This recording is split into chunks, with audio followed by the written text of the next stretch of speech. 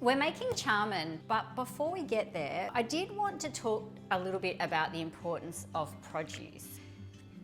This makes the most incredible paneer that I've ever made. Like, my husband Scott and my kids have been eating my paneer, well, Scott for over 20 years, the kids their whole life. And the first time I made paneer with this milk, all of them stopped at the first mouthful and said, like, what have you done? This is literally the best paneer you've ever made. And it was just the milk. Now, I always preface these, when I'm showing someone's label, I always preface this by saying it's not advertising, absolutely. So this is just something that I've found that's local to our region. So this dairy is in Busselton, which is around sort of 40 minutes drive from Margaret River. There's really nothing done to this milk from the cow to the bottle. I have had some feedback from other people. I was working in a local deli a couple of months ago where we sold it. And sometimes people would bring it back and say, I think it's gone off. And I'd taste it and say, oh no, it's not off, it's just milk. Like, milk has this incredible farmyard, grassy, cow-like taste to it when it's small production, I guess, uninterfered with flavour. It seems like a bit of a wanky thing, like to kind of keep talking about produce and the importance of quality. It seems like a luxury, and I guess in some ways it is. I have the luxury of living in a place where this sort of produce is available. I have the luxury of having this job be my career, so it makes sense for me to kind of seek out these sorts of, you know, I guess, natural assets. But anything you can do to elevate your base product will elevate your end dish without you having to input any energy at all. I'm going to make this this morning, and like later this afternoon we'll actually fry the paneer. It has to hang for a little while. But you can see, I don't know if Trav can get up close and just peer into that bottle. But can you see the cream? So that it's non-homogenized means this milk is, it's actually, you know, you can see the split. So the cream forms a cap at the top, and so when you pour it out like that, you can see here what's left. And I normally scoop that out with my fingers because it's too delicious not to put into the pot, really. It forms part of the richness of the paneer in the end, or the charmin. Charmin is the Kashmiri word. Paneer is the Hindi word. The end result of this paneer is just soft. It's so soft. Oh, it's spraying me in the face. So soft and creamy. Creamy is sort of the wrong word. It's sort of pillowy, and its ability to uptake spice is increased by its texture, and then obviously then the end result of that is the flavour is so much more. But Trav, can you get close to that? So I just want to show you that this hasn't curdled, that this is actually the milk. The other benefit of this milk is that because I think it has a higher natural acidity, it doesn't need as much lemon juice to split. Put this here. All right, so this is going to go on to 15. So that's my high. And while it's doing that, I'm just going to bring the lemons across.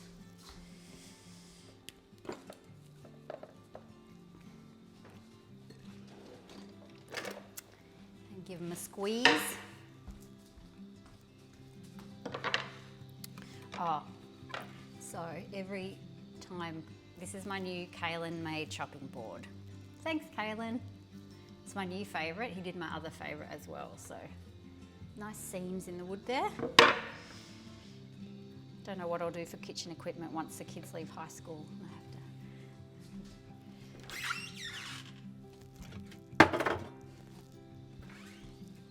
I was a terrible woodworker.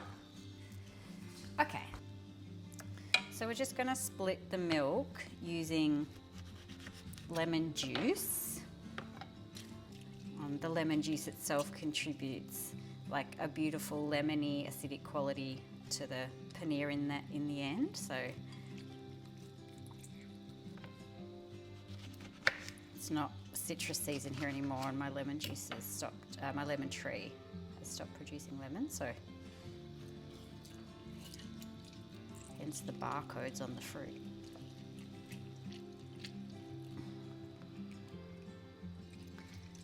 Now, everything about this milk makes the whole experience of paneer easier. It comes to a boil quicker on the stove. It requires less lemons to split. It requires less effort for me with spicing because it's naturally so beautiful. And because of the way that the curd clumps when it does split, because there is such an unadulterated product, it produces more paneer than a supermarket or a bulk produced milk does. So it does cost a little more. I think a litre, so 1.3 litres is about, maybe it's $3.50 or something like that. And if you bought branded milk in the supermarket, 2 litres is $4 or $5, and obviously the bulk supermarket does a litre of milk for $1, which is ridiculous in terms of what the farmers are getting, but very helpful for people who don't have a lot of money to spend on groceries, which, as we all know, is an increasing problem. So that little bit of extra output, in terms of maybe an extra 50 cents, if you can afford it, it's actually worth it, because I think the receipt or the exchange for that 50 cents is probably, I'm on the winning side, I feel like. Pleasure's definitely worth something, and the pleasure I get out of eating this and making this is pretty immense. It's beautiful.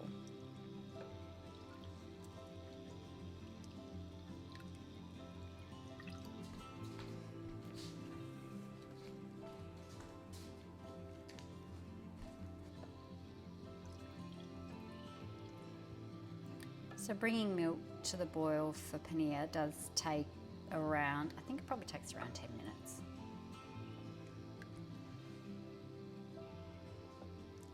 And it's like all boiling pots, as soon as you look away, it boils over. So I try not to look away anymore, because I've made that mistake heaps of times.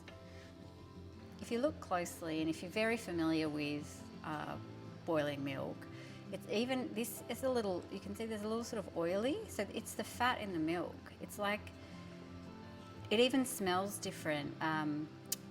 Processed milk, or milk that's more industrialised, has this smell of sweetness, just overt sweetness, like lactic sweetness, which isn't terrible, it's actually quite pretty. But this milk, when it's boiling, has this very farmy aroma, so like, it's almost mushroomy, which I know sounds like a weird thing to say, but there's a mushroomy, hay, sort of cow stall quality to the smell, which I know doesn't sound attractive, but it actually carries a lot more texture into the end product and a lot more authenticity. Like it's the real product, and you taste that in the end. It's just beautiful.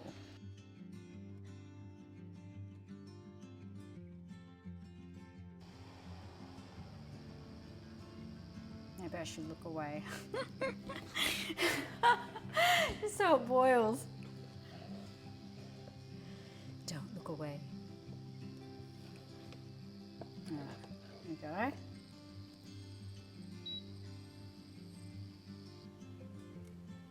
go. So splitting it with that lemon juice straight away. I'm getting out of the way, big fat fly. Oh my gosh, look how creamy that is. So hardly any lemon juice. That was 1 1/3 of a lemon. And what you can see is, look how it just splits into these gigantic creamy, these big creamy chunks. I mean, it is so beautiful. And if I taste that now, it's hot. Burning milk, ow! Serena is such a duffer. Okay. Ah, it's true curd, like Little Miss Tuffet. Is that what her name is? Little Miss Huffet? Sat on a tuffet, eating her curds and whey. Don't eat off a knife, kids.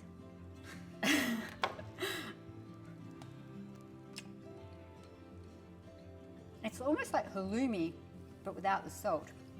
So beautiful. All right, I'm going to tip this.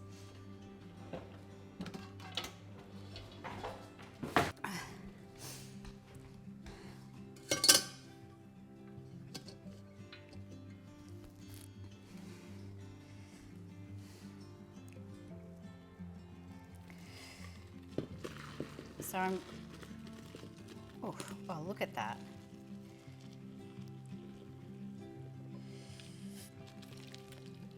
So as always, I'm going to reserve the whey and let this drain and come back to it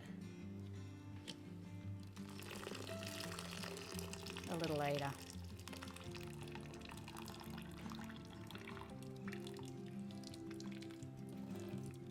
That whey is going to help soften the base of tonight's lamb curry.